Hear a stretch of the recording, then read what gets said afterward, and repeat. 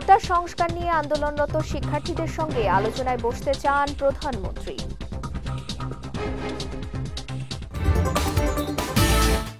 সহিংসতা করে পরিস্থিতি ঘোলাটে করার চেষ্টা করছে বিএনপি জামায়াত, অভিযোগ ওবায়দুল কাদেরের। এবং আগামীকাল খুলছে না প্রাথমিক বিদ্যালয়।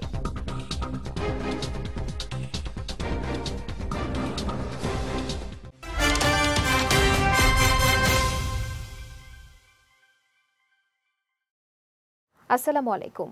বিজয় রাতের সংবাদে আমন্ত্রণ জানাচ্ছি আমি সঞ্জিদা আজিজ। শুনছিলেন শিরোনাম, এবারে বিস্তারিত। কোটার সংস্কার আন্দোলনকারীদের আলোচনায় বসার আহ্বান জানিয়েছেন প্রধানমন্ত্রী শেখ হাসিনা। দুপুরে গণভবনে পেশাজীবী সমন্বয় পরিষদের সঙ্গে মতবিনিময় সভায় তিনি এ আহ্বান জানান। আর সংঘাত চান না জানিয়ে চলমান আন্দোলনের ইস্যুতে একগুচ্ছ নির্দেশনা দেন সরকার প্রধান। বলেন, শিক্ষার্থীদের জন্য গণভবনের দরজা সবসময় খোলা। জাওয়াদ অন্তুর রিপোর্ট। শনিবার দুপুরে গণভবনে পেশাজীবী সমন্বয় পরিষদের সঙ্গে মতবিনিময় সভা করেন প্রধানমন্ত্রী শেখ হাসিনা।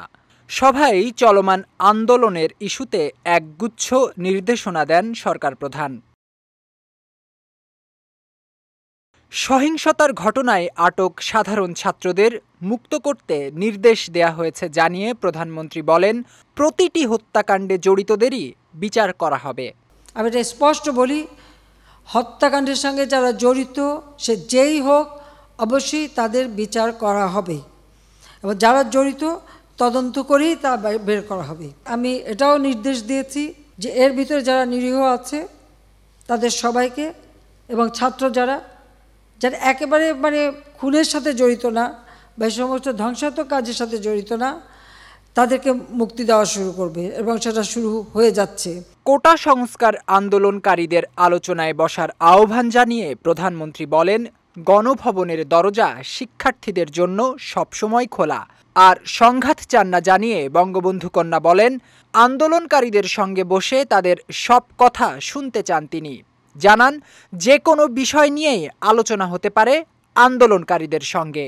গণভবনের দরজা খোলা, যখনই এই আন্দোলনকারীরা কথা বলতে চায়, আলোচনা করে সমাধান করতে চায়, আমি তাদের সাথে নিজেই বসতে রাজি। তারা যদি বসতে চায় আমার সঙ্গে, এই আন্দোলনকারীরা, কোটা আন্দোলনকারীরা, আমি তাদের সাথে বসবো, তাদের কথা শুনবো, তাদের দাবি দেওয়া এ পর্যন্ত যা মেনে নিয়েছে আরও কিছু আছে কিনা সেটা হয়তো শুনতে হবে।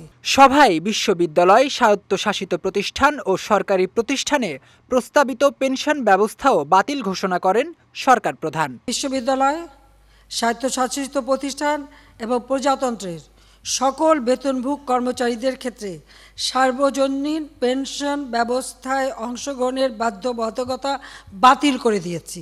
বৈঠকে উপস্থিত পেশাজীবী নেতাদের সবাই আলোচনার মাধ্যমে সংকটের সমাধান হবে বলে একমত প্রকাশ করেন। তাদেরকে চিহ্নিত করে জাওয়াদ অন্তু, বিজয় টিভি, ঢাকা। ব্যবস্থাটা কিন্তু আমরা করে দিয়েছি। বিএনপি জামায়াত সহিংসতা করে পরিস্থিতি ঘোলাটে করার চেষ্টা করছে বলে অভিযোগ করেছেন আওয়ামী লীগের সাধারণ সম্পাদক এবং সেতুমন্ত্রী ওবায়দুল কাদের। বিকেলে রাজধানীর ধানমন্ডিতে দলীয় সভাপতির রাজনৈতিক কার্যালয়ে আয়োজিত সংবাদ সম্মেলনে তিনি এই অভিযোগ করেন। বলেন, সামাজিক যোগাযোগ মাধ্যমে সাইবার সন্ত্রাসীরা বিভিন্ন অপপ্রচার চালাচ্ছে। শিক্ষার্থীদের আন্দোলন বেহাত হয়ে তৃতীয় পক্ষের হাতে চলে গেছে।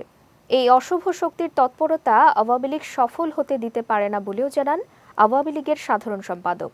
সেতুমন্ত্রী বলেন, সংঘাত বা সংঘর্ষ হতে পারে, প্রধানমন্ত্রীর নির্দেশে এমন কর্মসূচি এড়িয়ে চলছে আওয়ামী লীগ।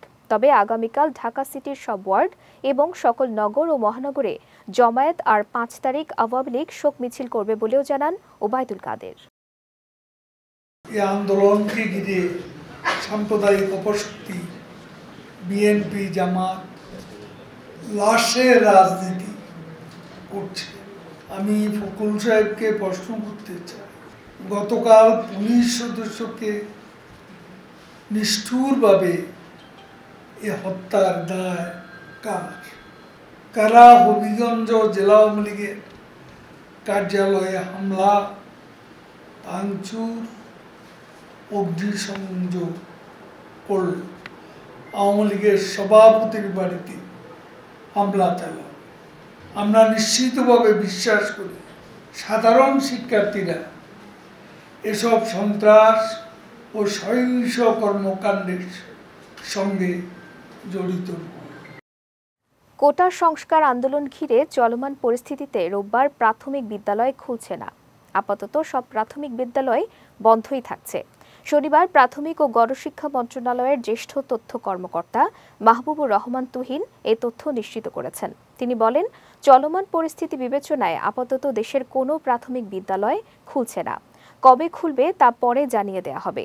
এর আগে গত ৩১ জুলাই এক বিজ্ঞপ্তিতে প্রাথমিক ও গণশিক্ষা মন্ত্রণালয় জানিয়েছিল ১২টি সিটি কর্পোরেশন এবং নরসিংদী জেলার পৌর এলাকাসমূহ ছাড়া সব সরকারি প্রাথমিক বিদ্যালয়ে আগামী ৪ আগস্ট থেকে শ্রেণী কার্যক্রম অনুমোদিত সময়সূচি অনুযায়ী চলবে।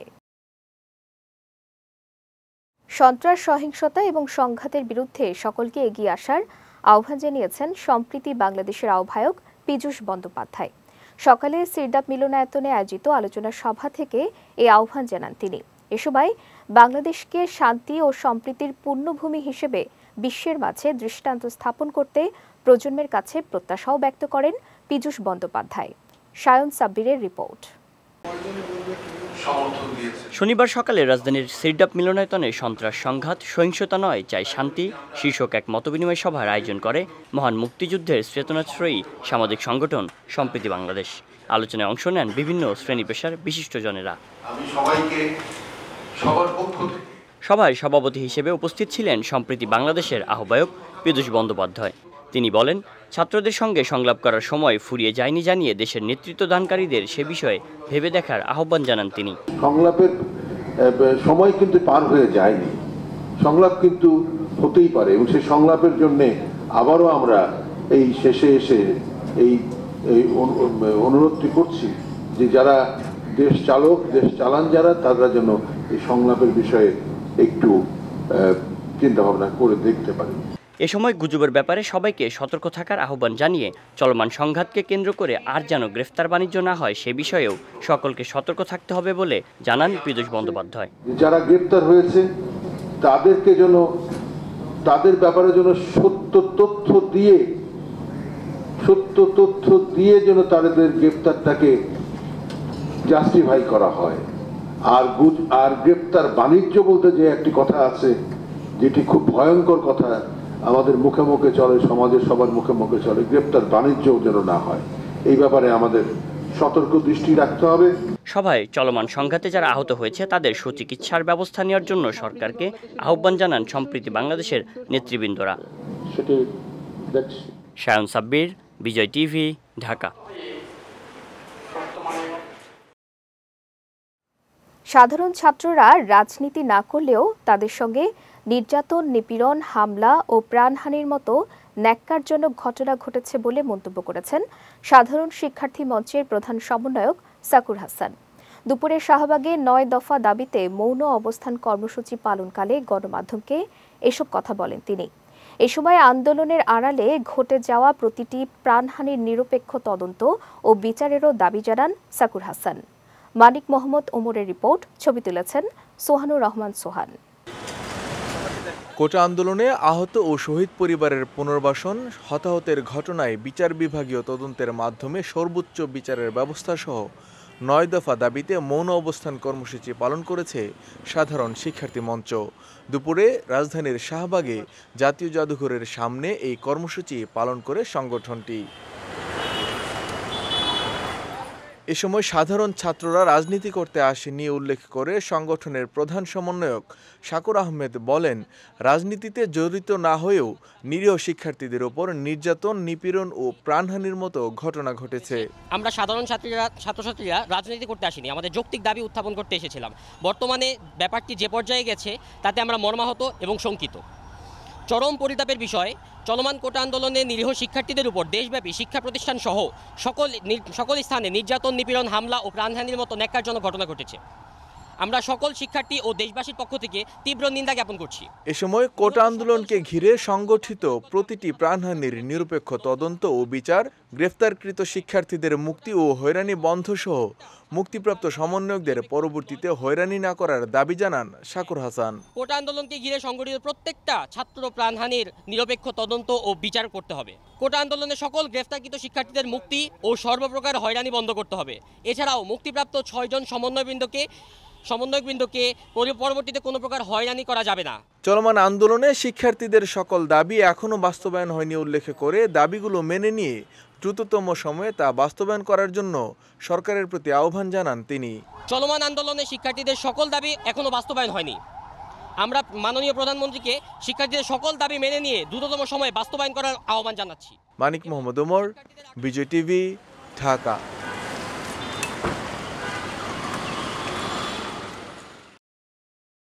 এবার জেলা সংবাদ।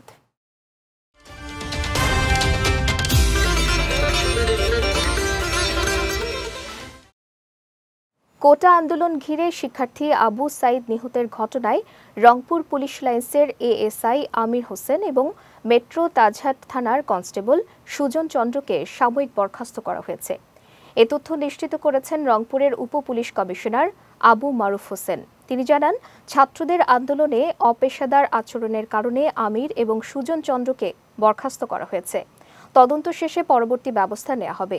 গত 16 জুলাই পুলিশ ও কোটা আন্দোলনকারীদের সঙ্গে সংঘর্ষে রাবার বুলেটের আঘাতে নিহত হন বেগম রোকেয়া বিশ্ববিদ্যালয়ের 12তম ব্যাচের ইংরেজি বিভাগের শিক্ষার্থী আবু সাইদ। তবে পুলিশের এজাহারে বলা হয়েছিল বিক্ষোভকারীদের ছোড়া গুলি ও ইট পাটকেলের আঘাতে মৃত্যু হয়েছে তার। মাদারীপুরে কোটা সংস্কার আন্দোলনের নামে সরকারি স্থাপনা ভাঙচুর ও অগ্নিসংযোগের ঘটনায় পুলিশের দায়ের করা মামলায় 3 এইচএসসি পরীক্ষার্থীর জামিন দিয়েছেন আদালত। সকালে জেলার সিনিয়র জুডিশিয়াল ম্যাজিস্ট্রেট আদালতের বিচারক মোহাম্মদ সাজ্জিদুল হাসান চৌধুরী তাদের জামিন দেন। মাদারীপুর চিফ জুডিশিয়াল ম্যাজিস্ট্রেট আদালতের প্রশাসনিক কর্মকর্তা আল মামুন জানান, মানবিক দিক বিবেচনা করে ওই 3 এইচএসসি পরীক্ষার্থীর জামিন দিয়েছেন আদালত। তবে মামলার তারিখে নিয়মিত তাদের আদালতে হাজির হতে হবে। মাদারীপুরের পুলিশ সুপার মোহাম্মদ শফিউর রহমান জানান, 3 এইচএসসি পরীক্ষার্থীকে জামিন পেতে সহযোগিতা করেছে পুলিশ। মৌসুমী বায়ু সক্রিয় থাকার কারণে বরিশালে গত 3 দিন ধরে থেমে থেমে বৃষ্টি হচ্ছে। এতে জলাবদ্ধতার সৃষ্টি হয়ে নগরীর বটতলা ও বগুড়া রোড সহ বেশ কিছু সড়ক পানিতে তলিয়ে গেছে। ফলে সাধারণ মানুষ পড়েছে চরম ভোগান্তিতে। তাদের দৈনন্দিন ও স্বাভাবিক জীবনযাত্রা ব্যাহত হচ্ছে। এমন বৃষ্টিপাত চলতে থাকলে সড়কের পানির মাত্রা আরও বৃদ্ধি পাবে বলে জানিয়েছে স্থানীয়রা। এদিকে আবহাওয়া অফিস জানিয়েছে, গত 24 ঘন্টায় বরিশালে 15.9 মিলিমিটার বৃষ্টিপাত রেকর্ড করা হয়েছে। আগামী 2 থেকে 3 দিন টানা এমন বৃষ্টিপাত হতে পারে বলেও আশঙ্কা প্রকাশ করেছে সংস্থাটি।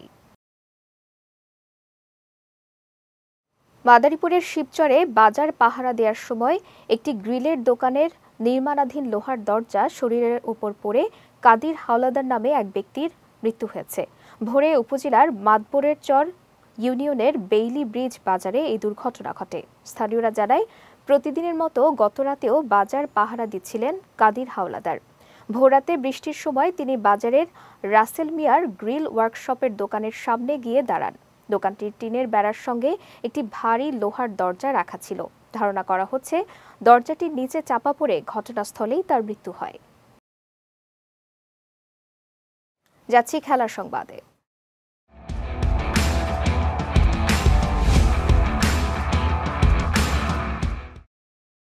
চলতি মাসেই ঘরের মাঠে দক্ষিণ আফ্রিকার বিপক্ষে 2 ম্যাচের টেস্ট সিরিজ খেলবে ক্যারিবিয়ান ক্রিকেট দল।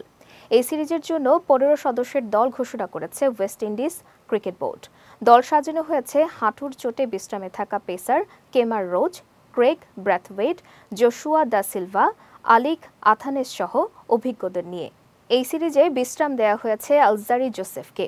তার অবর্তমানে দলের সহকারী অধিনায়কের দায়িত্ব পালন করবেন উইকেট রক্ষক ব্যাটার জোশুয়া ডি সিলভা। আগামী বুধবার ত্রিনিদাদের পোর্ট অফ স্পেনে শুরু হবে ওয়েস্ট ইন্ডিজ ও সাউথ আফ্রিকার মধ্যকার প্রথম টেস্ট। চলমান অলিম্পিকের কোয়ার্টার ফাইনালে ফ্রান্সের কাছে হেরে হতাশা প্রকাশ করেছেন আর্জেন্টাইন কোচ হাভিয়ের মাসচেরানো। শুক্রবার দিবাগত রাতে মাঠমুট আটলান্টিক স্টেডিয়ামে আর্জেন্টিনাকে 1-0 গোলে হারায় ফ্রান্স। ম্যাচের শেষ পর্যন্ত লড়াই করেও সমতায় ফিরতে পারেনি আলবিসেলেস্তারা। এই হার নিয়ে হাভিয়ের মাসচেরানো হতাশা প্রকাশ করে জানান, হার এড়াতে সম্ভাব্য সবকিছু করার পরও খালি হাতে ফিরতে হয়েছে। এদিকে আর্জেন্টিনার অনূর্ধ্ব 23 দলে ছিলেন সিনিয়র 3 খেলোয়াড়। এ সময় তাদেরকে কৃতজ্ঞতা জানাতেও ভুল করেননি মাসচেরানো। বিজয় রাতের সংবাদ শেষ করার আগে শিরোনামগুলো দেখে দিচ্ছি আরও একবার।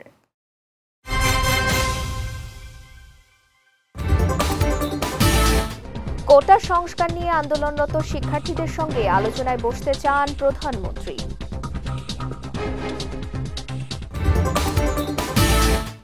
সহিংসতা করে পরিস্থিতি ঘোলাটে করার চেষ্টা করছে বিএনপি জামায়াত, অভিযোগ ওবায়দুল কাদেরের।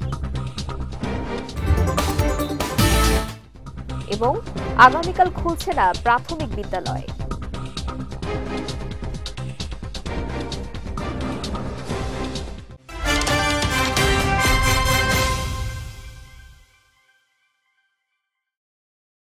বিজয় রাতের সংবাদ শেষে আজকের মতো আমি সঞ্জিদা আজিজ আপনাদের কাছ থেকে বিদায় নিচ্ছি। আগামীকাল একই সময়ে নতুন সব খবর দেখতে চোখ রাখুন বিজয় টিভিতে। এছাড়াও আজকের বিজয় রাতের সংবাদের ভিডিও দেখতে পারেন আমাদের ইউটিউব এবং ফেসবুক পেজে। আমাদের ইউটিউব হলো youtube.com/bijaytvofficial এবং আমাদের ফেসবুক পেজ হলো facebook.com/bijaytvlimited। এতক্ষণ সঙ্গে থাকার জন্য ধন্যবাদ সবাইকে।